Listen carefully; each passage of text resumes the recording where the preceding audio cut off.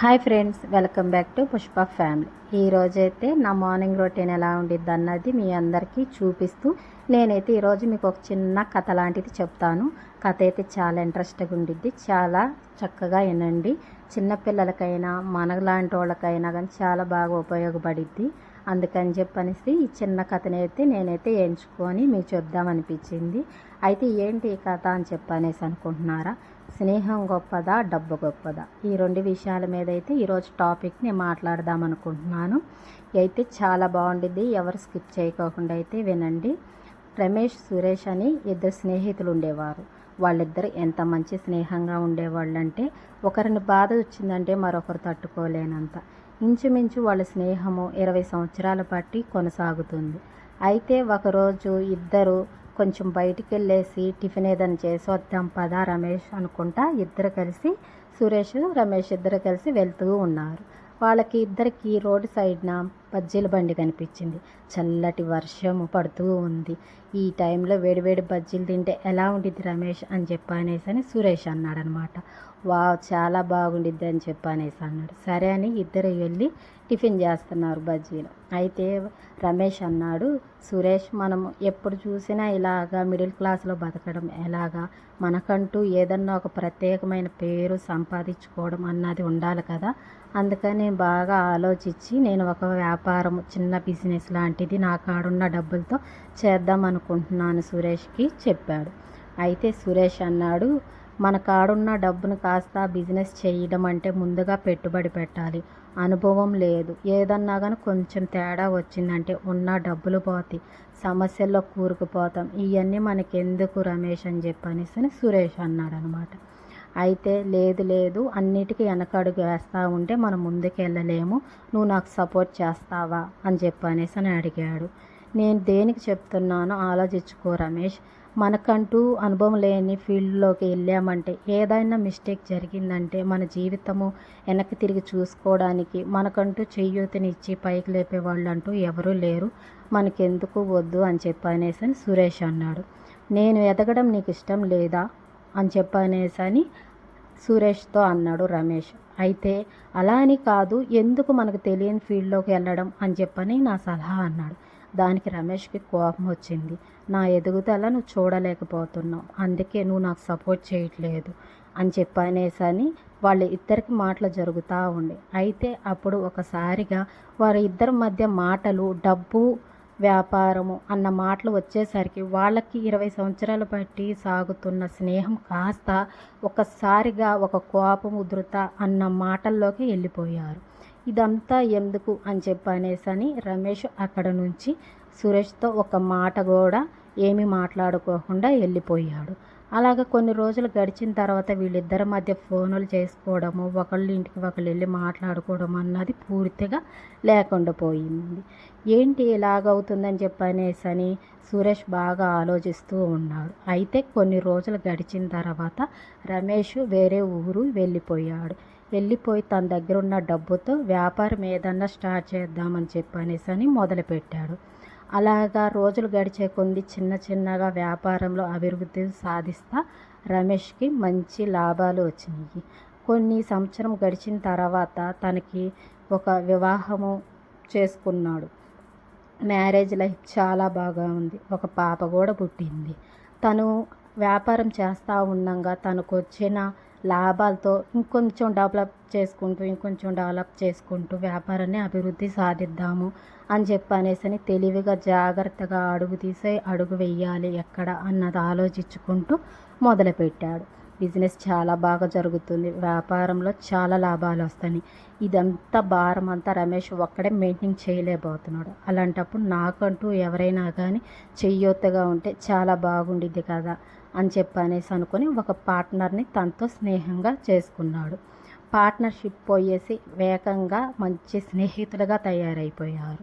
చూసావా, అప్పుడు ఒకరోజు నేను సురేష్ని నాకు సహాయం చెయ్యి, నాతో కలువు అని చెప్పనేసి నేను అన్నా కూడా తను తెలియని ఫీల్డ్లోకి వెళ్ళి ఇబ్బందులు పడతాం ఎందుకని నాతో చేయి కలపలేకపోయాడు. ఇప్పుడు నేను ఎంత సక్సెస్ అయ్యానన్నది వాడికి ఏం తెలిసిద్ది. నేను ఒక పార్ట్నర్ని జాయిన్ చేసుకున్న నమ్మకస్తుడు. మా ఇద్దరి మధ్య మంచి స్నేహం కుదిరింది. మంచిగా లాభాలు వస్తున్నాయి బిజినెస్లో. నా లైఫ్లో నా భార్య పిల్లలతో నేను చాలా హ్యాపీగా ఉన్నానని చెప్పనేసి రమేష్ అనుకుంటూ ఉంటాడు. అయితే ఒకరోజు సడన్గా అన్ని డబ్బులు సంపాదించి వ్యాపారంలో అభివృద్ధి సాధించిన రమేష్కి ఒక్కసారిగా ప్రపంచంలో ఏదైనా కానీ మంది అనుకొని మురిసిపోకూడదు. ఏదో ఒకరోజు మన అహంకారం అవ్వచ్చు, డబ్బు ఉందని చెప్పనేసి చూపించుకునే దాంట్లో మనకంటూ తెలియకోకుండానే మనకి ఒక అహంకారం అన్నది మనకు వచ్చేసేది. అలాగానే పార్ట్నర్ని బాగా గుడ్డిగా నమ్మి నాకు మంచి చేస్తాడు, మా ఇద్దరితో ఒకటే మాట అన్నట్టుగా నమ్మిన రమేష్కి ఒక్కసారిగా పార్ట్నర్ చేసిన మోసము దెబ్బకి ఒక్కసారిగా ఆస్తి, ఇల్లు మొత్తం అన్నీ కోల్పోయి నడి రోడ్డు మీదకు వచ్చేసాడు. ఏంటి ఇలాగయిందని ఎంత ఆలోచిస్తున్నా రమేష్కి అర్థం కావట్లేదు. ఏం జరుగుతుంది, ఎలాగ నేను ఎలాగైపోయాను, ఎలాగ ఆస్తి అంతా పోయిందని ఆలోచిస్తూ ఉండగా తన పార్ట్నర్ చేసిన ఒక్క సంతకం, తను నమ్మిన ఒక్క నమ్మకము, ఒక్క సంతకంతో తన సర్వం కోల్పోయాడు రమేష్. ఏంటి అని చెప్పనేసి అనుకుంటే పార్ట్నర్ ముందుగానే రమేష్ ఆస్తి మీద కన్ను వేశాడు. తనది ఎలాగైనా కానీ సంపాదించుకున్న ఆస్తి మొత్తం నాకంటూ రావాలి, నేను లక్షాధికారిని అలాగ పెంచుకుంటూ నేను కూడా మంచి స్థాయిలో ఉండాలని చెప్పనేసి తన పార్ట్నర్ అనుకొని తన చేత బాగా గుడ్డిగా నమ్మిచ్చేసి ఎక్కడ సంతకాలు పెట్టమంటే అక్కడ సంతకాలు పెట్టించాడు తన పార్ట్నర్. తన స్నేహంగా బాగా ఇదిగా ఉండి మంచి ఆలోచనలో ఇంకా ముందుకెళ్దాం వ్యాపారంలోనే నమ్మేశాడు రమేష్. తన పార్ట్నర్ చెప్పిన మాటల మీద సంతకం పెట్టేశాడు. అయితే పార్ట్నర్ మొత్తం మోసం చేశాడు. ఉన్న ఆస్తి, ఇల్లు మొత్తం అన్నీ పోయినాయి. నడి రోడ్డు మీదకి వచ్చాడు. ఏం చేయాలో అర్థం కావట్లా. చుట్టూరు చీకటి. నేనేం చేయాలి, ఎక్కడి నుంచి స్టార్ట్ చేయాలి, ఏంటి అన్నది ఆలోచన చేయడానికి కూడా తను ముందు ఆలోచన చేయలేకపోతున్నాడు. తన ముందు ఒక్కటే కనిపిస్తుంది, నేనేంటి, నా పరిస్థితి ఏంటి, ఏం చెయ్యాలి అన్న ఆలోచన తప్ప ఇంకేం గుర్తుకు రావట్లేదు. తనతో పాటు తన పిల్లలు, తన భార్య, ఈ టైం అప్పుడు నా పిల్లలు, నా భార్య, నా ఇంట్లో మేము ఎలాగుండేవాళ్ళం, ఈరోజు ఈ నడి రోడ్డు మీదకి దేనికి వచ్చాము అని చెప్పనేసి తాను ఆలోచిస్తూ ఉన్నాడు. ఒక్కసారిగా రమేష్ పక్కన కూర్చున్నాడు ఒక వ్యక్తి వచ్చి. ఏంటి ఎవరా అని చెప్పని ఇటు చూసేసరికి సురేష్ ఉన్నాడు. సురేష్ని చూడంగానే రమేష్కి తనని కౌగిలించుకొని ఏడుద్దామనిపించింది. కానీ తనను మాట్లాడకుండా సడన్గా తనను వదిలిపెట్టి నేను వెళ్ళిపోయాను. నాది జీవితం నేను చూసుకుంటాకి వెళ్ళిపోయా. చాలా బాగా బతుకుతున్నాను. ఏదో ఒక రోజు నాకు సురేష్ కనిపిస్తాడు. నేను ఎలా బతుకుతున్నాను, ఆ రోజు నువ్వు నాతో సహాయం చేయలేదు, నాతో పాటు చెయ్యొతనియలేదు, ఇప్పుడు చూడు నేను ఎలాగున్నాను అన్నది తనకు చూపిద్దాం అనుకుంటున్నాడు. అలాంటి టైంలో నేను ఇలాగైపోయి ఇలాంటి పరిస్థితుల్లో తన కళ్ళ ముందు నేను కనిపించాను. నన్ను ఏమంటాడో చూసేవారని ముందే చెప్పాను కదా నీకు, ఇలాంటి పరిస్థితి ఒక రోజు వస్తుంది, తెలియని ఫీల్డ్లోకి వస్తే ఇలాగనే ఉండిద్ది జీవితము, అలాంటప్పుడు ఎందుకు మనకనే కదా నీకు ఆ రోజు నేను చెప్పాను అని అంటాడా. అంటే నేను మొహం ఎలా చూపించుకోవాలి ఏంటి అని చెప్పనేసి సతమతం అవుతున్నాడు రమేష్. కానీ సురేష్ రమేష్ని చూసి తను చిరునవ్వుతో తనని పలకరించాడు.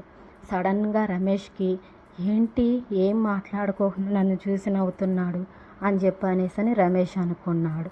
అప్పుడు సురేష్ అన్నాడు, నేనున్నాను నేస్తమా, కష్టంలో అయినా సుఖంలో అయినా మన స్నేహాన్ని గుర్తుగా దేంట్లో అయినా నీకు నేను సపోర్ట్ని ఇస్తాను బాధల్లో ఉన్నప్పుడు, అంతేగాని నీ మీద నాకు ఎలాంటి కోపం లేదు రా అని చెప్పనేసి రమేష్ కుటుంబంతో సహా సురేష్ తన ఇంటికి తీసుకొని వెళ్ళాడు. దీన్ని బట్టి మనకేమర్థమైందంటే స్నేహము డబ్బు అని రెండు విషయాలు వచ్చినప్పుడు సురేష్ కేవలము స్నేహం గొప్పది, కష్టంలో ఉన్నప్పుడు ఆదుకోవాలి, అంతేగాని తెలియని సమస్యల్లోకి తన స్నేహితుడిని నెట్టేయాలి, తనను ఇబ్బంది పడాలి అని మాత్రం కోరుకోడు ఏ స్నేహితుడైనా కానీ. అలాగే రమేష్ డబ్బుంటే చాలు, ఇంకేమీ అవసరం లేదు, ఎలాంటి బంధాలతో పని లేదు, కేవలం డబ్బు ఉంటేనే ప్రపంచంలో బతకగలుగుతాము అని ఊహించుకున్నాడు. కానీ చివరికి తన స్నేహితుడైన పార్ట్నర్ కూడా తనని మోసం చేసిన తర్వాత చివరికి డబ్బు విలువ కాదు, స్నేహమే విలువైంది. నేను ఇన్ని సంవత్సరాల తర్వాత కూడా నా సురేష్ మొహం చూసిన తనని, ఏంటి నీ పరిస్థితి ఇదా, నడి రోడ్డు మీదకి వచ్చావా అని తను నన్ను అనలేదు.